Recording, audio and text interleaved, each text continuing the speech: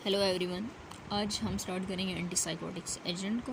Antipsychotic agent को mainly हम main tranquilliser भी कहा जाता है और ये हमारे पास डिफरेंट कंडीशंस के अंदर यूज़ किए जाते हैं। सिडेशन, सिडेटिव, एल्सिडेटिव, anxiolytics and bipolar manic disorders के अंदर मोस्टली जो हैं वो हमारे पास एंटीसाइकोटिक एजेंट की अगर हम बात करते हैं तो हम ये कहते हैं कि इनको हम साइकोसिस और स्किज़ोफ्रेनिया के अंदर स्किज़ोफ्रेनिया के अंदर यूज़ करते हैं। सो स्किज़ोफ्रेनिया क्या है? स्किज़ोफ्रेनिया हमारे पास वो पैथोलॉजिकल कंडीशन है जिसमें हमारे पास जो मीज़ोलिम्बिक और मीज़ोकॉर्टिकल डोपामिनर्जिक पाथवे होते हैं उनकी ओवर एक्सप्रेशन हो जाती है। सो स्किज़ोफ्रेनिया में हम ये कहते हैं कि जो डोपामिन के लेवल होते हैं बॉडी में इंक्रीज़ हो जाते हैं।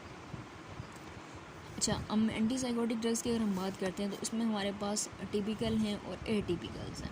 टिपिकल जो होती हैं उनको हम first generation first generation antipsychotics हैं और जो एटिपिकल्स हैं वो हमारे पास second generation antipsychotics drugs हैं।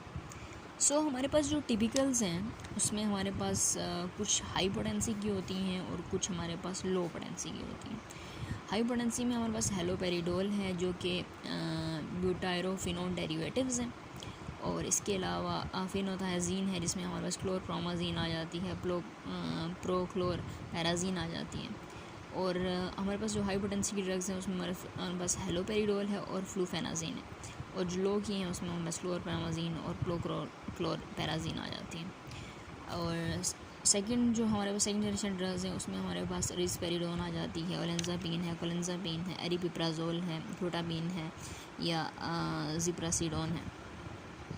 सो हमारे पास जो फर्स्ट जनरेशन है और सेकंड जनरेशन उसमें मेन डिफरेंस क्या है कि हमारे पास जो फर्स्ट जनरेशन ड्रग्स हैं वो हमारे पास एक तो ये है कि कम्पिटेटिवली या सेलेक्टिवली इनहिबिट करती हैं D2 रिसेप्टर्स को। And the second generation drugs जो होती हैं हमारे पास सीरोटोनिन और D2 रिसेप्टर दोनों को ही ब्लॉक करती हैं, यानी सिर्फ 5-HT रिसेप्टर्स को भी ब्लॉक करती हैं और डोपामिनर्जिक रिसेप्टर्स को भी ब्लॉक कर देती हैं। लेकिन जो हमारे पास फर्स्ट जनरेशन ड्रग्स होती हैं उनके साथ एक्स्ट्रा पिरामिडल इफेक्ट ज़्यादा एसोसिएटेड होता है, एक्स्ट्रा पिरामिडल सिम्टम ज़्यादा आते हैं। एक्स्ट्रा पिरामिडल सिम्टम्स क्या होते हैं? उसमें हमारे पास पार्किंसनिज्म लाइक सिम्टम्स होते हैं, ट्रिमर्स है, ब्रेडिकाइनेसिस है या हमारे पास डिस्टोनिया है। डिस्टोनिया बेसिकली ये होता है कि जो आपके मसल स्पाज्म की जो होते हैं वो अनकंट्रोल मसल स्पाज्म हो जाती है। इसके अलावा हमारे पास ट्रेडिव डिस्काइनेजिया है। ट्रेडिव डिस्काइनेजिया ये होता है कि आपके लिप्स की, आपके टंग्स और आपके फेस की इरेगुलर मूवमेंट्स होती हैं। So these are extra pyramidal symptoms that are more associated with the first generation antipsychotic drugs और जो सेकंड जनरेशन है उसके साथ लेस एसोसिएटेड होते हैं। अच्छा, हमारे पास जो सेकंड जनरेशन है उसके साथ हमारे पास मेटाबॉलिक डिसऑर्डर ज़्यादा होते हैं, यानी डायबिटीज़, ग्लूकोज इंटॉलरेंस हो जाती है, इसकी वजह से डायबिटीज़ हो सकती है, कोलेस्ट्रॉल के लेवल इंक्रीज़ हो जाते हैं, प्रोलैक्टिन के लेवल इंक्रीज़ हो जाते हैं। सो इसके जो एंटीसाइकोटिक ड्रग्स हैं ये अगर इनका मैकेनिज़्म देखें तो ये हमारे पास जो फर्स्ट जनरेशन है वो हमारे पास D2 रिसेप्टर्स को ब्लॉक कर देती हैं पर्टिकुलरली। इसके अलावा हमारे पास क्लोरप्रोमाजीन है तो ये हमारे पास कीमो रिसेप्टर ट्रिगर जोन पे भी एक्ट करती हैं और इसीलिए हम इनको एंटीएमेटिक के तौर पर भी यूज़ करते हैं। और हमारे पास इसके अलावा ये कुछ दूसरी क्लास ऑफ ड्रग्स हैं। जब हम इनको सीक्वेंस वाइज डिस्कस करेंगे तो फिर हम देखेंगे कि इनमें कुछ ऐसी हैं जो मसल रिलैक्सेंट भी हैं। सो वो डिपेंड करता है इनके पाथवे के ऊपर और कौन से न्यूरल पाथवे को इनहिबिट करती हैं, सो उसके अकॉर्डिंग इनका इफेक्ट भी है। हमारे पास बहुत सी ऐसी एंटीसाइकोटिक ड्रग्स हैं जो पर्टिकुलरली हम साइकोसिस में यूज़ नहीं करते हैं और मसल रिलैक्सेंट के तौर पर, एंटीबायोटिक के तौर पर यूज़ की जाती है। उनकी रीज़न ये होती है कि वो हैं तो एंटीसाइकोटिक क्लास ऑफ ड्रग्स, यानी वो डोपामिन रिसेप्टर पर भी एक्ट करती हैं, लेकिन इसके साथ साथ वो कोलिनर्जिक और मास्कुलिनिक रिसेप्टर्स को भी इनहिबिट करती हैं। सो हमारे पास जो एंटीसाइकोटिक्स है उसमें हम ये कहते हैं कि इसमें कोई फ़र्स्ट लाइन, इन ड्रग्स के अंदर कोई भी first line of choice of drug नहीं है आपके पास।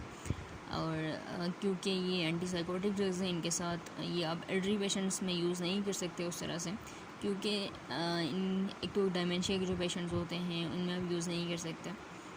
जो एल्डरी पेशेंट्स होते हैं उनमें इसके साथ जो एडवर्स इफेक्ट एसोसिएटेड हैं वो हमारे पास पोस्टरल हाइपरटेंशन भी है। तो पोस्टरल हाइपरटेंशन की वजह से जो कि एल्डरी पेशेंट में ज़्यादा होती है तो हम इनको यूज़ नहीं करते। इसके अलावा कार्डियोवास्कुलर इवेंट्स होते हैं जिसके साथ एसोसिएटेड हैं हमारे पास, या मेटाबॉलिक डिसऑर्डर्स हैं, या फिर हमारे पास जो प्रोलैक्टेंस के लेवल हैं वो इंक्रीज़ कर देते हैं, वेट गेन के चांसेस ज़्यादा हो जाते हैं। वेट गेन और जो हमारे पास प्रोलैक्टेंस के लेवल हैं वो इट्स नॉट इम्पॉर्टेंट कि वो हर ड्रग्स के साथ ही इंक्रीज़ हो रहे हैं। यानी कुछ ड्रग्स ऐसी हैं जो लेस वेट गेन काज करवाती हैं और कुछ ऐसी हैं जो मोर वेट गेन काज करवाती हैं। जैसे हमारे पास ओलेंजापिन है या कोलेजापिन है, ये तो इनके साथ वेट गेन का इफ़ेक्ट ज़्यादा एसोसिएटेड होता है। और हमारे पास जो एरिपिप्राजोल है, ये हमारे पास बेसिकली प्रोलैक्टिन के लेवल का बॉडी में कैसे एसोसिएटेड है डोपामिनर्जिक पाथवे के साथ। तो इसमें ये होता है कि जो डोपामीन होते हैं वो इनहिबिट कर देता है रिलीज़ ऑफ प्रोलैक्टिन को। जब आप डोपामिनर्जिक जो डोपामिनर्जिक पाथवे हैं, जब आप उनको इनहिबिट करते हैं तो डोपामीन के लेवल बॉडी में डिक्रीज़ हो जाता है। सो उसके रिज़ल्ट में आपके पास प्रोलैक्टिन के लेवल इंक्रीज़ हो जाते हैं। सो जो एरिपिप्राजोल है, इसके साथ हमारे पास उस तरह से प्रोलैक्टिन के लेवल इंक्रीज़ नहीं होते। उसकी रीज़न ये है कि जो एरिपिप्राजोल है वो हमारे पास पार्शियल एगोनिस्ट है, D2 रिसेप्टर डोपामिनर्जिक रिसेप्टर से पार्शियल एगोनिस्ट के तौर पर भी काम करता है। सो हमारे पास इसके अलावा जो एंटीसाइकोटिक ड्रग्स हैं, हम ये कहते हैं कि आप इसमें कभी भी जो है वो डबल थेरेपी नहीं करते, पॉलीफार्मेसी नहीं करते, और क्योंकि इनके एडवर्स इफेक्ट बहुत ज़्यादा हैं, तो इसलिए हम इनके सिंगल ड्रग ऑफ चॉइस ही देते हैं। और सबसे लास्ट में आप कोलेजापिम दे सकते हैं। कोलेजापिम तब देते हैं जब हमारे पास बाकी जितनी भी क्लास ऑफ ड्रग्स हैं वो इफेक्टिव नहीं होती उस तरह से। सो कोलेजापिम के डोज को भी आप तभी डबल करोगे बॉडी के अंदर या इंक्रीज़ करते हैं, उससे पहले आप उनकी ब्लड कंसनट्रेशन को कोलेजापिम की चेक करोगे, अपने डायग्नोसिस को रिव्यू करते हैं, उसके बाद ही हम कोलेजापिम की डोज को डबल कर सकते हैं। सो हमारे पास सेकंड जो है वो ये कहते हैं कि जो हमारे royal college of psychiatric consensus है वो ये कहता है कि साइकोटिक ड्रग्स की डोज़ को डबल करने से इसकी फार्माकोलॉजिकल एक्टिविटी डबल नहीं होती है। सो इसलिए आपको इसकी डोज़ को डबल करने की ज़रूरत नहीं होती, इंक्रीज़ करने की ज़रूरत नहीं होती उस तरह से है सच। सो ये तो हमारे पास हो गया एंटीसाइकोटिक्स के बारे में। इसके अलावा हमारे पास जो उनके एडवर्स इफेक्ट्स हैं उनको हम डिस्कस कर चुके हैं। जैसे कार्डियोवास्कुलर इवेंट्स है तो हमारे पास पीमोजाइड्स के साथ ज़्यादा आते हैं। पीमोजाइड्स सेकंड जनरेशन जो है वो हमारे पास एंटीसाइकोटिक ड्रग्स हैं। और हमारे पास हम मोस्टली जब बात करते हैं डायबिटीज़ की केस में, तो जो हमारे पास डायबिटीज़ की जगह अगर हम बात करते हैं तो हमारे पास डायबिटीज़ के केस में आप कुछ ऐसी ड्रग्स हैं जिनको आप प्रेफर कर सकते हो। उसमें हमारे पास जो है वो हाई पोटेंसी की जो ड्रग्स हमने पढ़ी थी, हेलोपेरिडोल है और फ्लूफेनाजीन है। These are high potent drugs, यानी हाई पोटेंसी ड्रग्स हैं। ये हमारे पास इनके साथ जो ग्लूकोज इंटॉलरेंस का रिस्क होता है वो कम होता है, तो इनको आप यूज़ कर सकते हो डायबिटिक कंडीशंस के अंदर। अगर patients schizophrenia associated diabetic conditions हैं तो उस केस में आप यूज़ कर सकते हो। या फिर सेकंड जनरेशन में से हम एरिपिप्राजोल को यूज़ कर सकते हैं। एरिपिप्राजोल को इस केस में भी यूज़ कर सकते हैं जब सेक्सुअल डिसफंक्शंस के चांसेस कम करने के, तो उसमें हमारे उस प्रोलैक्टिन के लेवल को उस तरह से इंक्रीज़ नहीं करती बॉडी के अंदर। इसके अलावा हमारे पास ओलेंजापिन, कोलेंजापिन हम वेट गेन इसके साथ ज़्यादा एसोसिएट होता है, तो इसको भी आपने लीन बॉडी वेट को भी मॉनिटर करना होता है। और सेकेंडली हमारे पास हाइपरटेंशन के चांसेस, पोस्टरल हाइपरटेंशन के चांसेस भी इसके साथ ज़्यादा होते हैं, तो इसलिए हम इन ड्रग्स को लेस प्रेफर करते हैं। इसके बाद हम जब सीक्वेंस वाइज आएंगे एंटी साइकोटिक्स ड्रग्स के ऊपर, जिसमें हमारे पास फर्स्ट जनरेशन हैं और सेकंड जनरेशन हैं, तो इसमें ये बात तो पहले क्लियर हो गई है कि हम इसमें से कोई भी हमारे पास ड्रग में से first line of choice of drug नहीं है। लेकिन इसमें से कुछ ऐसी ड्रग्स हैं जो आप साइकोसिस और स्किज़ोफ्रेनिया के अंदर देखेंगे कि वो कम ही यूज़ होती हैं, और इसलिए आप क्योंकि ये डिफरेंट रिसेप्टर्स पे, इसके अलावा मोनो अमीन ऑक्सीडेज इनहिबिटर्स भी हैं ये, और कैटिकोल ओ मिथाइल रिसेप्टर्स को भी इनहिबिट कर देती हैं।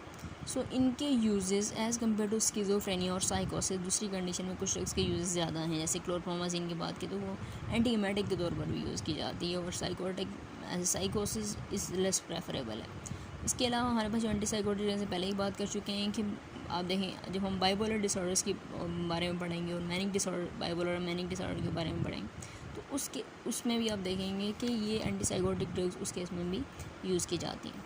सो हमारे पास इसके अलावा हम एंटीसाइकोटिक ड्रग्स के जो होते हैं वो डिपोर्ड इंजेक्शन प्रिपरेशन तब हम देते हैं पेशेंट को जब हमारे पास ओरली इफेक्टिव नहीं होती है या इमरजेंसी सिचुएशन होती है, तो तब आप उनको देते हो। एंड सेकेंड इसमें एक इम्पॉर्टेंट बात ये है कि आपके पास सेकेंड इसमें ये बात है कि जब आप इमरजेंसी सिचुएशन के अंदर, हमारा जो मेन पर्पज़ होता है साइकोटिक ड्रग्स को देने का, उसका पर्पज़ ये होता है कि आप जो है वो पेशेंट को सीडेट और काम करना होता है विदाउट इंड्यूसिंग स्लीप। अपने पेशेंट के अंदर स्लीप को इंड्यूस नहीं करने के, ताकि पेशेंट सोए ना। इसके कुछ ट्रीटमेंट्स के प्रोटोकॉल्स होते हैं जिन पर हमने डिस्कस किया कि हम कैसे कैसे एंटीसाइकोटिक एंड इसको थोड़ा सा ओवरव्यू लिया। नेक्स्ट में हम ये देखेंगे कि जो रिस्पेरिडोन है या हेलोपेरिडोन है, इनकी कौन कौन सी फार्मूलेशंस, कौन कौन सी डोजेज फॉर्म आती हैं और उनकी इंडिकेशंस क्या हैं, इनके एडवर्स इफ़ेक्ट्स क्या हैं।